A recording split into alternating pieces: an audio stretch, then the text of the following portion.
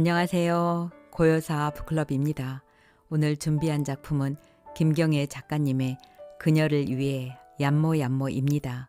김경애 소설집 공항철도 편의점에 수록된 단편이며 펴낸 곳은 북인 출판사입니다. 김경애 작가님은 1998년 문학사상 신인상으로 등단한 이후 여성 동화의 장편소설 공모에 당선되었습니다. 장편소설 붉은 사랑, 내 마음에 집이 있고 창작집 드무, 공항철도 편의점 등을 출간했습니다. 제목에 나오는 얌모얌모는 이탈리아 말로 가자 가자라는 뜻입니다. 그녀를 위해 얌모얌모를 외치는 소리를 따라 이야기 속으로 들어가 보겠습니다. 구독과 좋아요 부탁드립니다. 편안한 시간 되세요.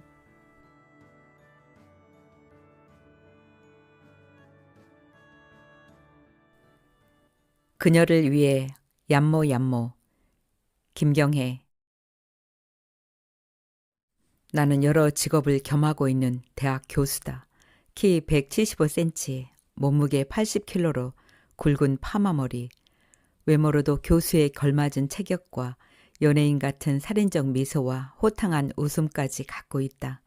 나 같은 겸임 교수를 시간 강사 또는 보따리 장사라고도 한다. 호칭이야 상관없다. 어제는 그 겸임 교수를 하고 있는 사람들과 술을 마시고 새벽에 들어왔다. 예전 같지 않게 주량이 줄긴 했지만 그래도 술은 좋다. 그래서 집으로 오는 택시 안에서 내내 드링크송을 흥얼거렸다. 드링크 드링크 드링크. 나는 줄기차게 그렇게 불렀다. 어떤 일을 하세요? 내 예사롭지 않은 목소리와 음악성을 간파한 택시 기사가 물었다. 저요? 그게 노래를 불러요. 그럼 가수?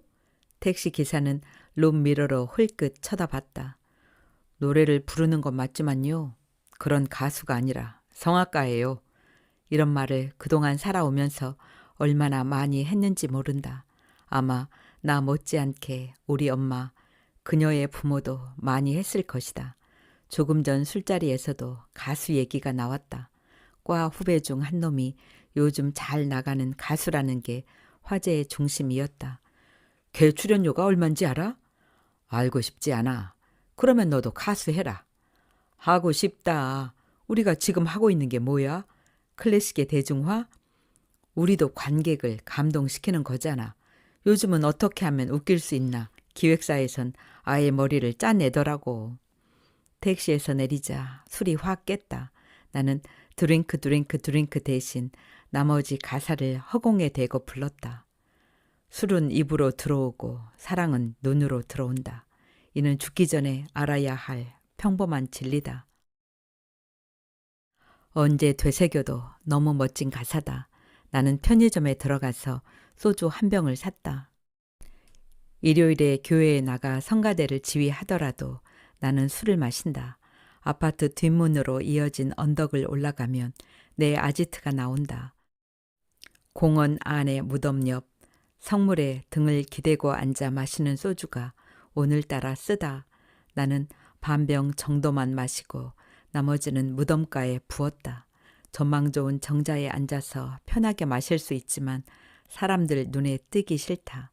조선시대부터 이 동네에 살았던 집안의 묘인데 양쪽으로 문인과 무인의 석상이 여럿 있다. 언제부터인지 그 석상에 등을 기대고 소주를 마셨다. 알코올 중독 초기 증세야. 소주 반병을 마시고 껌을 씹고 들어와도 그녀는 귀신처럼 술 냄새를 맡았다. 공사 현장에 나가보면 진정한 중독자들이 많았다. 일을 시작하기 이른 아침에 점심 반주로 술자리를 겸한 저녁 식사로 소주를 마셨다. 그렇다. 나는 막노동도 해봤다. 신종플루가 기승을 부리면서 공연이 끊겼다. 레슨도 덩달아 다 끊겨버렸다. 전직 대통령의 죽음에도 모든 공연이 취소됐었다. 그녀도 나와 마찬가지 신세였다. 콩나물 대가리 보기도 싫어. 음표를 콩나물 대가리로 말하는 걸 보면 그녀가 얼마나 그녀의 생활에 신물을 내는지 짐작할 수 있었다.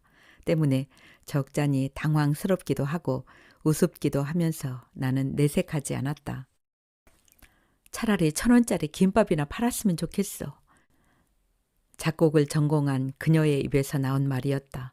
그녀 아우디를 끌고 다니며 프라다, 테스토니, 포지에리, 페라가모, 마르닉 등 이태리산 명품 구두와 가방으로 패션을 완성한다. 요즘 유행하는 말로 엣지한 것만 걸친다. 다만 이게 모두 유학 생활 때 벼룩시장에서 산 물건들이며 최근에는 한 번도 새 것을 산 적이 없다는 거였다. 그래서 그녀는 유학생 시절에 지인들 만나기를 꺼려한다. 아직도 그거 써? 그녀가 세상에서 제일 듣기 싫어하는 말이다. 오늘은 오후에 공연이 있다. 늦은 아침 침대에서 뭉그적거리는 나를 그녀는 그대로 내버려 둔다. 어젯밤 술을 마시고 새벽에 들어온 나 때문에 단단히 화가 났다는 뜻이다. 나는 조심스럽게 거실로 나왔다. 그녀는 화난 사람치고는 너무나 평온하게 팔짱을 낀 채 베란다를 통해 공원을 쳐다보고 있었다. 나도 그녀를 따라 밖을 쳐다봤다. 숲속 오솔길을 따라가 보니 꼭대기에 정자가 보인다. 그 옆에 나의 아지트가 있다는 걸 그녀는 아직 모른다. 가을은 남자의 계절이라는데 나보다 그녀가 더 감상적이 되나 보았다. 괜히 말 잘못했다가 된통 당할 것 같아서 화장실로 갔다. 보통 땐 부드럽지만 한번 화가 나면 걷잡을 수 없는 그녀다. 이럴 땐 얼른 나가는 게 상책이다. 라면 먹을 거야? 라면이라도 같이 나눠 먹는 의리를 발휘하려고 나는 조심스럽게 물었다. 그녀는 미동도 하지 않았다.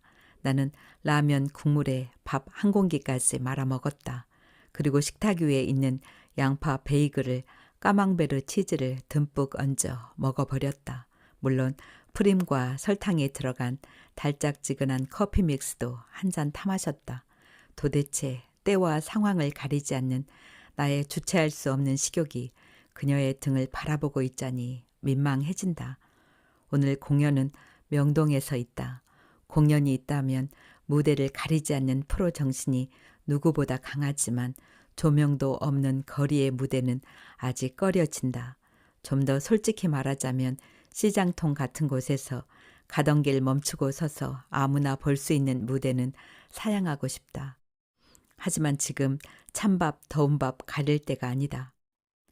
내가 현관문을 열고 나올 때까지 그녀는 그대로 서 있다. 오늘은 거리에 차가 막혀도 상관없다.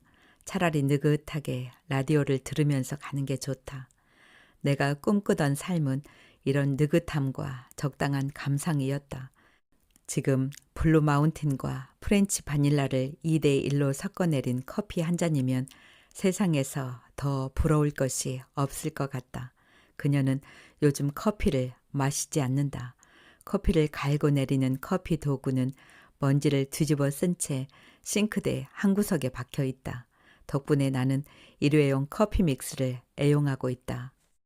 유학 시절 커피를 하루 종일 달고 살았지만 지금은 오후 4시 이후로 절대로 커피를 마시지 않는다.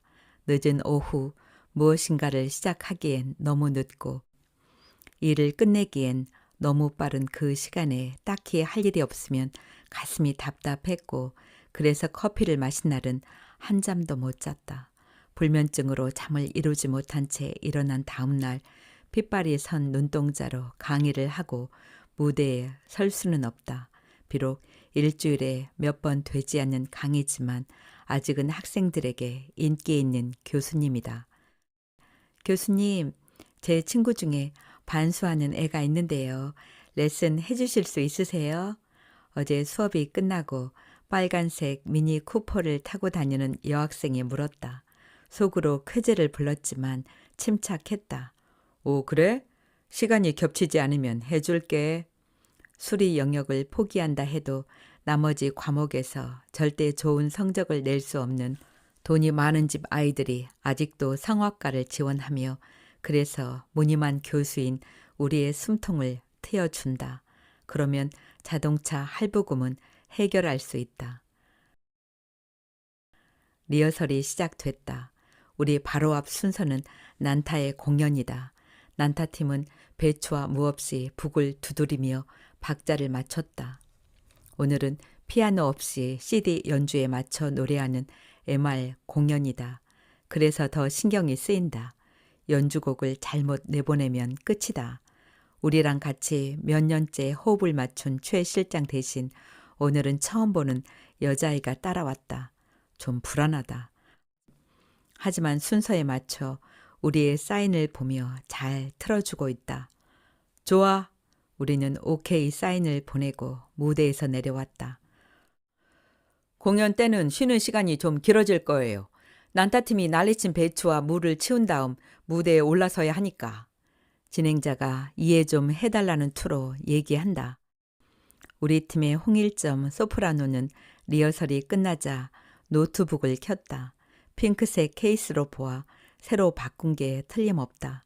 닛산 휘가로를 타고 다니며 강남에 잘 나가는 성형외과 의사를 남편으로 둔 소프라노는 이런 공연을 취미 생활로 즐기는 듯하다. 언제나 불평 없이 빵긋빵긋 웃으며 기다리는 시간도 지루해하지 않는다. 나는 망설이다 휴대폰을 켰다. 그녀의 번호를 눌렀다. 더 큰 후유증을 없애기 위해선 빠를수록 좋다. 왜, 무슨 일 있어?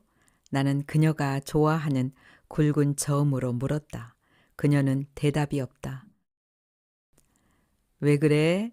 이번엔 사랑의 세레나데처럼 조금 부드러운 목소리를 냈다. 어떡해? 그녀는 울음을 터뜨렸다. 가슴이 덜컥 내려앉았다. 그녀는 평소 징징거리는 여자가 아니다. 뭔데? 나는 그녀를 재촉했다. 그녀는 울먹이며 말했다. 그녀의 말을 듣고 기가 막힌 건 나였다. 그래서 그랬던 거야? 나는 소리를 쳤다. 그리고 휴대폰을 닫았다.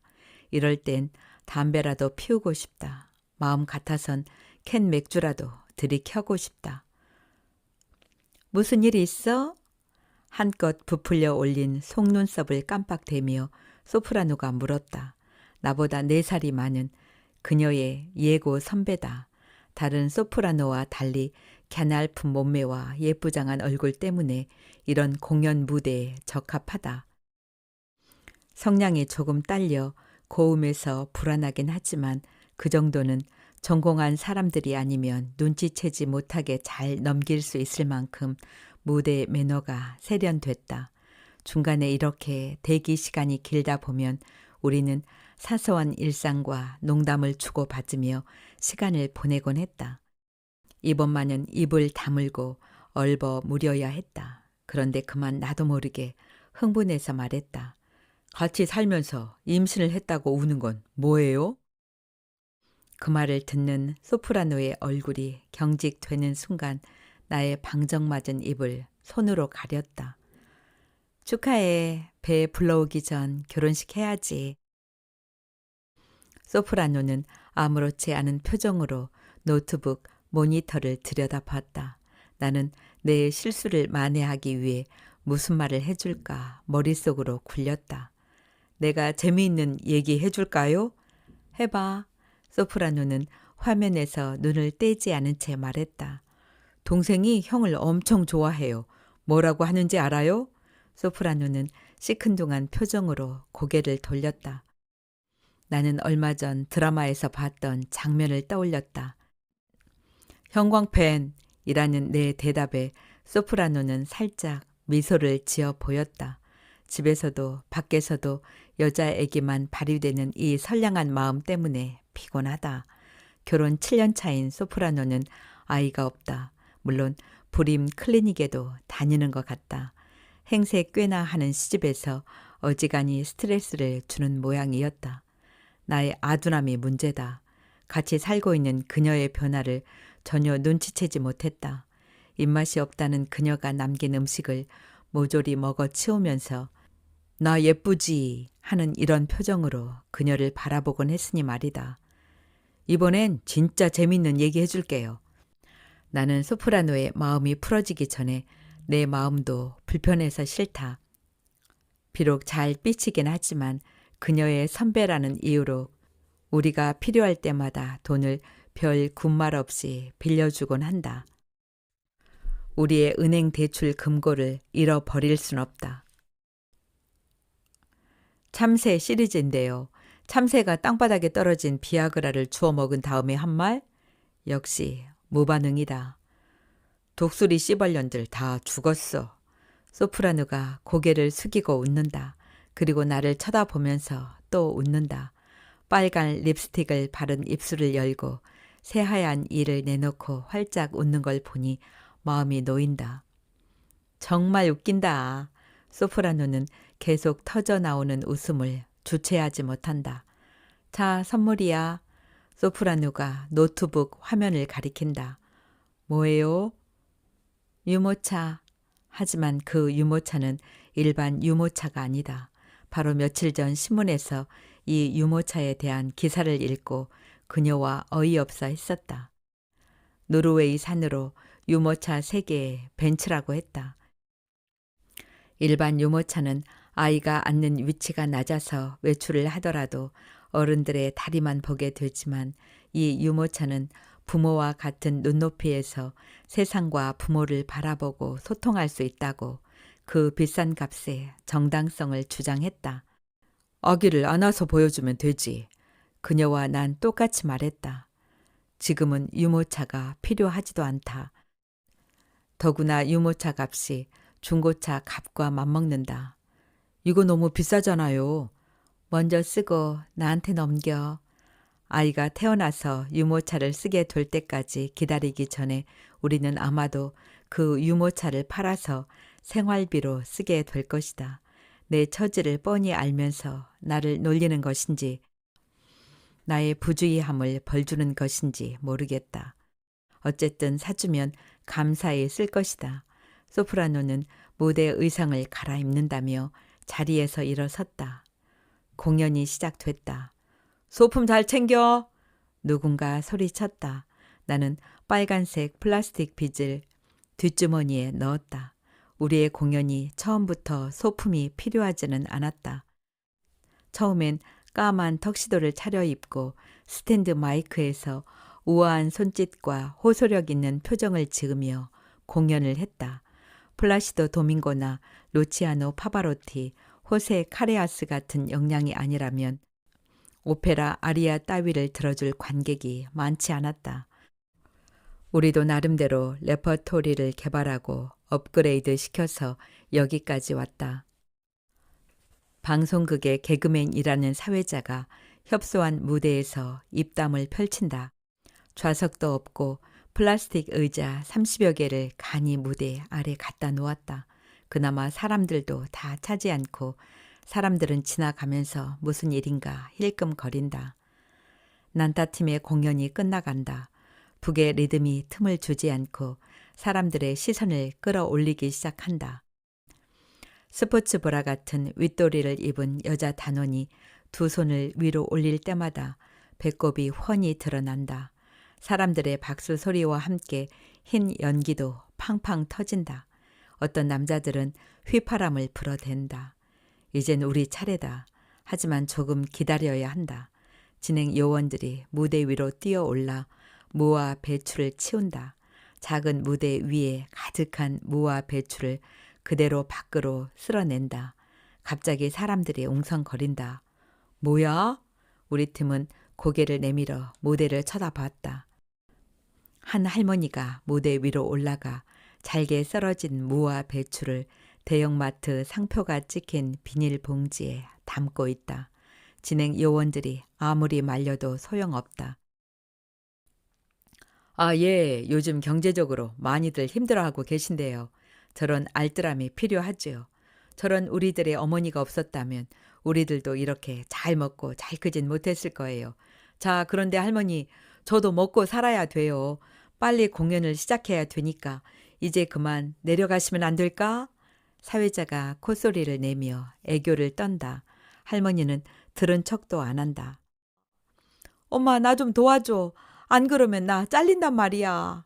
사회자가 할머니를 향해 떼를 쓰느라 온몸을 흔든다. 사람들의 웃음소리가 터진다. 할머니는 알았다는 사인을 하고 무대의 계단을 내려오고 사회자는 할머니의 손을 잡아준다. 사람들은 박수를 쳐준다. 우리 엄마 역시 저 할머니처럼 억척스러웠다. 미싱사가 엄마의 직업이었다. 엄마가 남들보다 좀 머리가 좋았던 모양이다. 그 많은 미싱사 중에서 엄마는 하루에 한 개뿐이 만들지 못하는 밍크 코트를 만드는 일을 했다. 겨울이 오기 전 1년 동안 재봉틀에 앉아 하루 종일 밍크를 박아댔다. 엄마보다는 엄마 같은 기술자를 데리고 있던 사장이 엄청 돈을 벌었지만 어쨌든 엄마 덕에 그래도 유학을 갈 수 있었다. 이제 곧 다음 공연이 시작하기 전 선물을 드릴 텐데요. 오늘은 특별히 이곳을 찾아오신 분들 중에서